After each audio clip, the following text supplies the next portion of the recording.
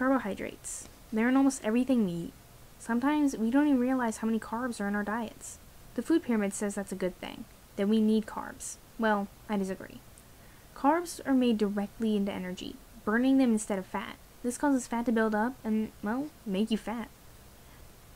I stayed away from carbs best I could for 30 days. In all, even with my cheating, I lost 5 pounds.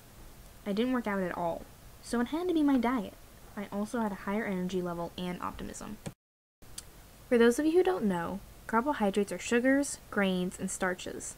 Things like potatoes, breads, sodas, candy, even things like apples and bananas are loaded with carbs. The first food guide pyramid came out in 1992.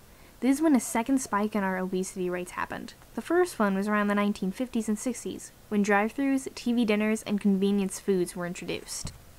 Now let's skip to the 2000s, 2013 to be exact. A lot of us have pretty high carb diets, but since most of my peers are also physically active, they still have high energy levels. Now we'll talk about my experience. It was difficult. After I started the diet, I realized how much my diet had consisted of carby foods before. There's also the fact that I work at a cookie store, surrounded by sodas and sweets for at least 4 hours at a time. I'm not gonna lie, I cheated. A lot. But I was able to make plenty of small changes, ones that I can even keep now that the project is over, like drinking Coke Zero, eating less cookies, sticking to grilled chicken instead of fried, and choosing celery over potato chips. Carbohydrates are a huge part of our diet, whether we know it or not, but they are also easy to cut down on.